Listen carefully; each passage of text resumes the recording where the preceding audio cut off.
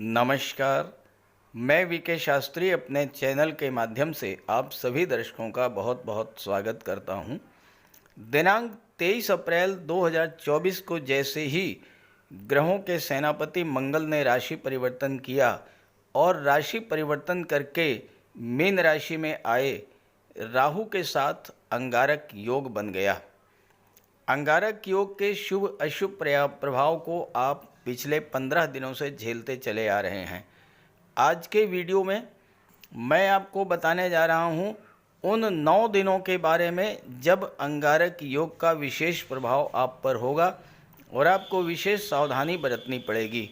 हालांकि इस दौरान अगर आपने उपाय किए तो आपको बहुत बड़ा लाभ भी मिल सकता है। ये विश्लेषण आपकी चंद्र राशि के आधार पर किया जा रहा है और वीडियो के अंत में मैं आपको मंगल के उपाय भी बताऊंगा। ज्योतिष शास्त्र का एक सिद्धांत है कि कोई भी ग्रह अपना पूरा फल तभी दे पाता है जब वो अंश बल से मजबूत हो, युवावस्था में हो, और ये तब होता है जब उसका अंश बल 12 डिग्री से 18 डिग्री के बीच में हो। ये मैं आपके सामने 9 मई की कुंडली प्रस्तुत कर रहा हूँ। आप इसमें मंगल का अंश बल देखिए। मंगल का अंश बल है 12 डिग्री। 12 डिग्री का मतलब यह है कि मंगल युवावस्था में प्रवेश कर चुके हैं और अपना पूरा फल देने में सक्षम हैं। और ये स्थिति है 9 मई की। अंगारक योग भले ही 23 अप्रैल से प्रभावी है, लेकिन मंगल और राहु का जो अंगारक योग है ये अपने चरम पर होगा 9 मई से। अब इसके बाद देखिए, अगली डेट मैं आपको दिखा रहा हूँ।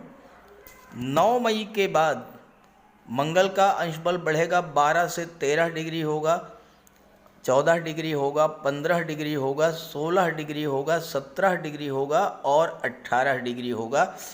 और ये देखिए मंगल का अंश बल 17 मई की ये कुंडली है। 17 मई को मंगल का अंश बल 18 डिग्री होगा। तो इसका मतलब ये है कि 9 मई से लेकर के और 17 मई के बीच में मंगल युवावस्था में होंगे और अपना पूरा फल, अंगारक योग का पूरा प्रभाव आप पर पड़ेगा। 9 मई से लेकर के 17 मई के बीच अंगारक योग का पूरा प्रभाव आप पर रहेगा, क्योंकि मंगल 9 मई से 17 मई के बीच 9 दिनों तक युवावस्था में रहेंगे, अंश बल से परिपूर्ण रहेंगे। अब आपको मैं बताने चल रहा हूँ कि इन 9 दिनों में आपके जीवन में क्या क्या परेशानियाँ आ सकती हैं, क्या क्या कष्ट आपको मिल सकते हैं, क्या सावधानियाँ आपको रखनी हैं और क्या करने से आपको बहुत बड़ा लाभ भी मिल सकता है।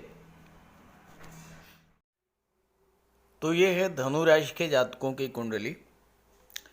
मंगल राहु का अंगारक योग आपकी कुंडली के 4थे भाव में बन रहा है।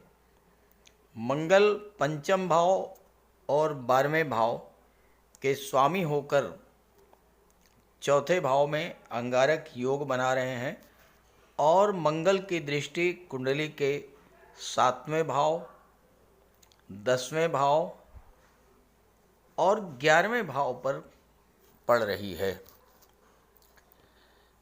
अंगारक योग का प्रभाव आप पिछले 15 दिनों से झेल रहे हैं। अंगारक योग एक ऐसा योग है जो सब कुछ जला करके राख करने वाला योग होता है, क्योंकि अंगारक का अर्थ ही होता है अंगारा, और अंगारा जला करके राख कर देता है। तो इसी प्रकार का फल ये अंगारक योग देता है। अगर आपने मंगल और राहु की ऊर्जा का सही तरीके से उपयोग नहीं किया तो अब ये अंगारक योग 9 मई से लेकर के 17 मई तक विशेष रूप से प्रभावी होगा, क्योंकि मंगल अंश बल से मजबूत होंगे। और 18 मई को तो बहुत ज़्यादा प्रभावी रहेगा, क्योंकि मंगल और राहु दोनों का अंश बल बराबर होगा, 19 डिग्री होगा। मंगल राहु एक दूसरे के बहुत ज़्यादा करीब होंगे और इस वजह से आपको 18 मई को तो बहुत ज़्यादा सावधान रहना होगा। अब इन 9 दिनों में क्या क्या समस्याएं आ सकती हैं या पिछले 15 दिनों से किस तरह की समस्याएं आप झेल रहे हैं, आइए इसको समझते हैं।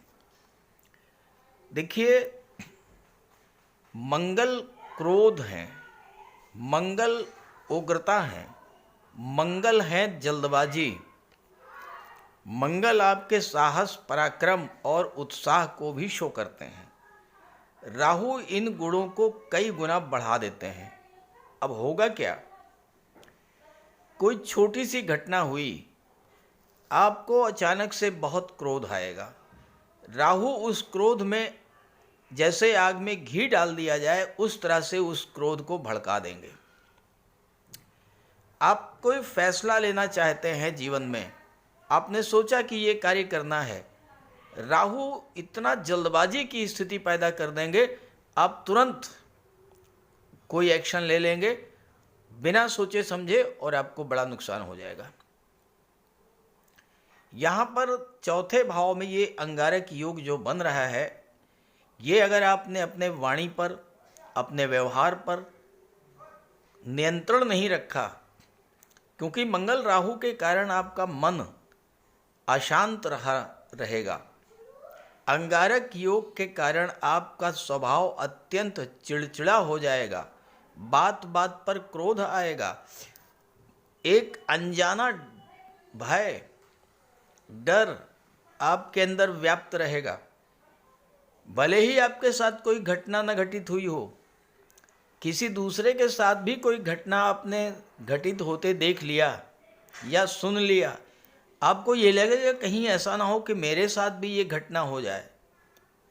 इस बात से आप बहुत चिंतित रहेंगे। चौथे भाव में है, परिजनों से विवाद हो सकता है, माता से विवाद हो सकता है, माता का स्वास्थ्य खराब हो सकता है। और इन 9 दिनों में कोई प्रॉपर्टी का सौदा तो भूल करके भी मत कीजिएगा। अगर आप कोई प्रॉपर्टी लेना ही चाहते हैं, जल्दबाजी में कोई सौदा मत कीजिएगा, सभी पेपर्स को अच्छे से चेक कर लीजिएगा, किसी लीगल एडवाइज़र की राय ले लीजिएगा, उसके बाद ही प्रॉपर्टी का सौदा कीजिएगा। बेहतर ये होगा कि आप 18 मई के बाद ही करें। मंगल पंचम के स्वामी हैं। पंचम भाव लॉटरी, शेयर, सट्टे का होता है। आप अगर शेयर मार्केट या स्टॉक मार्केट से जुड़े हुए हैं, इन 10 दिनों में जल्दबाजी में, किसी के कहने पर, किसी के बहकावे में आकर कोई बड़ा निवेश मत कीजिएगा, बहुत बड़ा नुकसान हो सकता है। बेहतर ये होगा कि 18 मई तक कोई निवेश ना करें, करना ही चाहते हैं किसी एक्सपर्ट की राय लेके करें और थोड़ी मात्रा में करें, लॉन्ग टर्म के लिए निवेश करें। यहाँ पर अपने आपको अपने रिलेशंस को बचा कर रखना होगा, क्योंकि क्रोध और उग्रता में ऐसा ना हो कि आपके रिश्ते खराब हो जाएं। अपने बच्चों का आपको विशेष ध्यान रखना होगा, साथ ही साथ संतान से आपके संबंध खराब ना हो, इस बात का भी विशेष ध्यान रखना होगा। ऐसे ही 10वें भाव पर अंगारक योग का प्रभाव है। कैरियर में अचानक से कोई बड़ी उठापटक की स्थिति बन सकती है। अगर आप राजनीति के क्षेत्र में हैं, शासन प्रशासन के क्षेत्र में हैं, आपको अपनी वाणी पर, अपने क्रोध पर और जल्दबाजी की प्रवृत्ति पर बहुत ज़्यादा अंकुश लगा करके रखना होगा, अन्यथा इसके आपके बड़े नुकसान देखने को मिल सकते हैं। 12वें भाव के स्वामी हैं। 12वां भाव कोर्ट कचहरी अस्पताल का होता है। 12वां भाव आपका शैया सुख, आपकी नींद होती है। और 12वां भाव विदेश का भी होता है।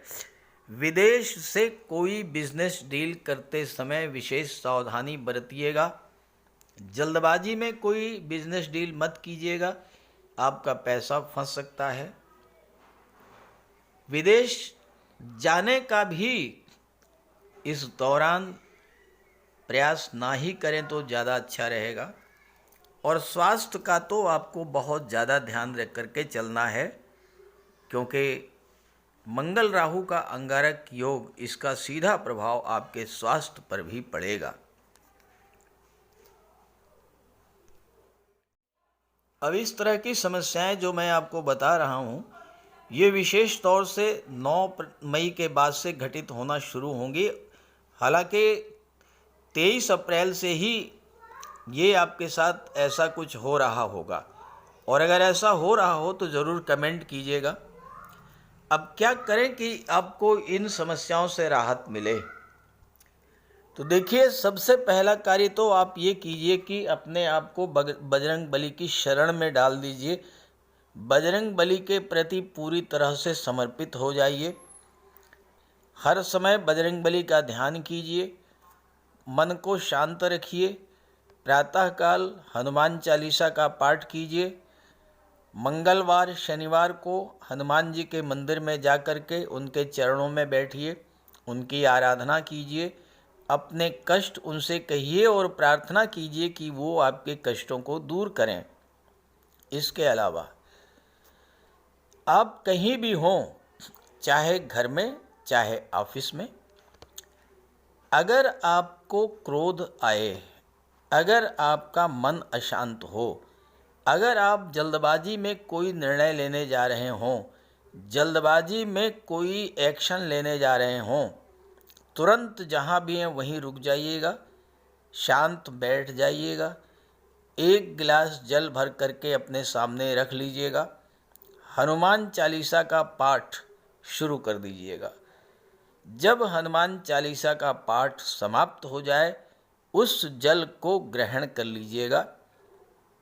इससे आपका मन शांत हो जाएगा, क्रोध शांत हो जाएगा। जल्दबाजी में जो कार्य आप करने जा रहे थे वो समय टल जाएगा, और फिर बाद में आप सही समय पर सही फैसला ले पाएंगे। और इसके अलावा आगे मैं आपको मंगल के उपाय बताऊंगा। आप मंगल का उपाय भी करते रहिएगा, क्योंकि ये अंगारक योग तो 1 जून तक प्रभावी रहेगा।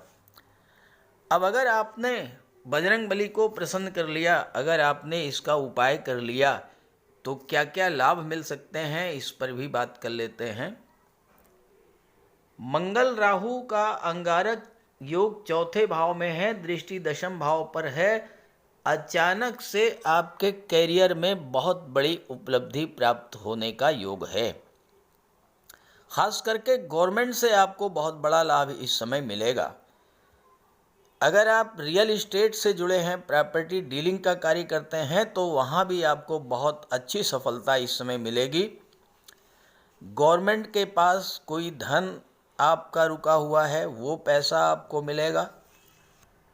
अष्टम के 12 के स्वामी हैं मंगल।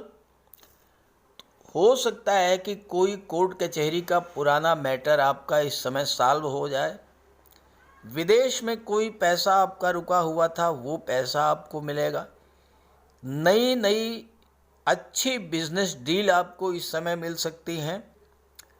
और चूंकि 7वें भाव पर दृष्टि पड़ेगी, व्यापार व्यवसाय की दृष्टि से भी ये समय बहुत अच्छा रहेगा।